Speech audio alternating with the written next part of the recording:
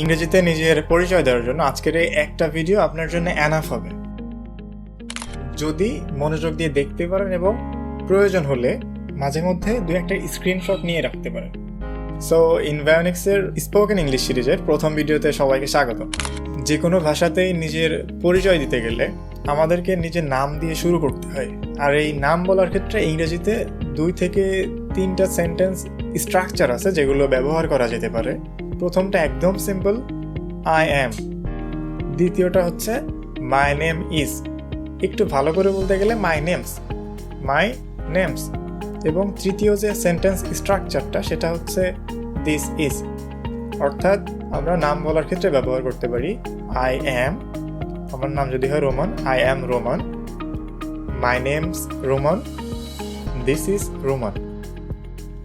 এবং আরও একটা ব্যাপার হচ্ছে যখন একজনের নাম হয় অনেক বড়, যেমন আমার নাম মোহাম্মদ আল রোমান, কোনো একটা ইন্টারভিউ বোর্ড বা কোনো টিচারের সামনে যখন বলতে যাই তখন আমরা এভাবে বলতে পারি যে my full name is Mohammad Al Roman, but you can call me Roman.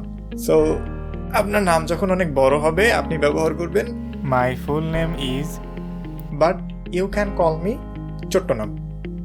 এবং পরবর্তী যে তথ্যটা সেটা হচ্ছে কোথায়, হোয়ার, অর্থাৎ আমি কোথায় জন্মেছি এবং কোথায় থাকি, এই রিলেটেড কোশ্চেনগুলো। এবং এগুলোর উত্তর দেওয়ার মাধ্যমে আমরা আমাদের পরিচয়টা উপস্থাপন করতে পারি। সো আমরা যে স্ট্রাকচারগুলো ব্যবহার করতে পারি, আই লিভ ইন, আমার ক্ষেত্রে হবে আই লিভ ইন মাগুরা। বা আপনি কোথাও গেছেন, ঢাকাতে গেছেন খুলনা থেকে বা মাগুরা থেকে, সেক্ষেত্রে আপনি বলবেন I come from Magura, I come from Khulna. আপনার জন্ম যদি হয় খুলনাতে এবং আপনি যদি এখন থাকেন ঢাকাতে, আপনি এটা বলতে পারেন I was born in Khulna but currently I live in Dhaka.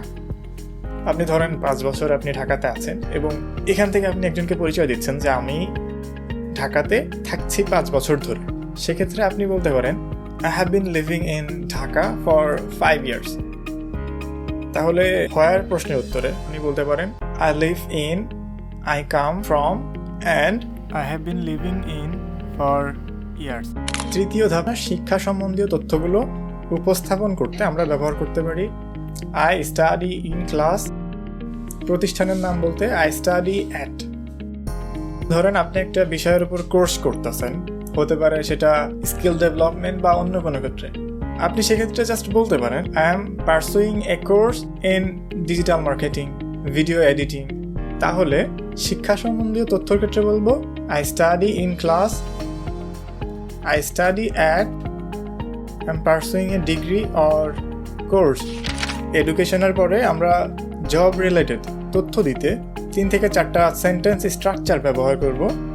প্রথমটা হচ্ছে আই ওয়ার্ক অ্যাজ এর পরে আপনি আপনার প্রফেশন যোগ করবেন।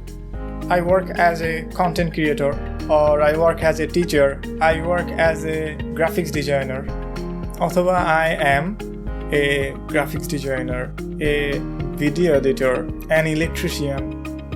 যেখানে জব করছেন সেখানে তথ্য দিতে আপনি বলতে পারেন I am working at Google, I am working at IT। অথবা আপনি যদি ব্যবসায়ী হয়ে থাকেন সেক্ষেত্রে বলতে পারেন I run my own business। তাহলে জবের ক্ষেত্রে আমরা বলবো I work as, I am a, and I run my own business। So জবের পরে পারিবারিক তথ্য যোগ করতে আমরা 3 থেকে 4টা সেন্টেন্স স্ট্রাকচার ইউজ করতে পারি। প্রথম সেন্টেন্সটা হচ্ছে আমি কেমন পরিবারে বড় হয়েছি, I grew up in a small family or large family। পরিবারে কতজন সদস্য আছে, there are 4, 5 or 6 people in my family। এবং তাদেরকে যদি বলতে চাই তারা কে কে, we can say my family consists of my parents, my brother। so পারিবারিক তথ্য দিতে আমরা বলবো there are people in my family, my family consists of, I grew up in। শেষ ধাপে আমরা যে তথ্য যোগ করব সেটা হচ্ছে dreams and goals, আমার স্বপ্ন কি, আমার লক্ষ্য কি। এক্ষেত্রে সেন্টেন্স স্ট্রাকচার হচ্ছে My dream is to become a successful manager, my dream is to become a good waiter।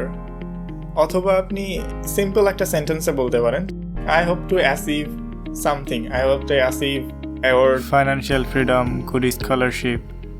অথবা যদি আপনার এটাই বলতে হয় যে আপনার জীবনের লক্ষ্য কি, সেক্ষেত্রে আপনি বলতে পারেন I want to be a good teacher, I want to be a good doctor. তাহলে এই পরিচয় পর্বের শেষ ধাপে আমরা অ্যাড করব ড্রিমস অ্যান্ড গোলস, এবং সেজন্য আমরা ব্যবহার করব I want to be, my dream is, and I hope to achieve. এবার এই সেন্টেন্স স্ট্রাকচার ব্যবহার করে আমি যখন আমার পরিচয়টা উপস্থাপন করব, সেটা যেমন হবে, যদি সংক্ষেপে বলি, hello, my name is Roman, I study in class 12 in the science department at Aminur Rahman College, Mohammadpur, Magura. Alongside my studies, I work as a content creator. I was born in Faridpur and grew up in a small family. Currently, I live in Mohammadpur. In my free time, I enjoy reading books and focusing on my personal growth. In the future, or ultimately, I want to be a full-time content creator. So, পূর্বোক্ত sentence স্ট্রাকচারগুলো ব্যবহার করেই একটু সাজায় গোছায় নিজের মতো করে বেশ ভালোভাবে ইংরেজিতে নিজের তথ্যগুলো উপস্থাপন করা যায়।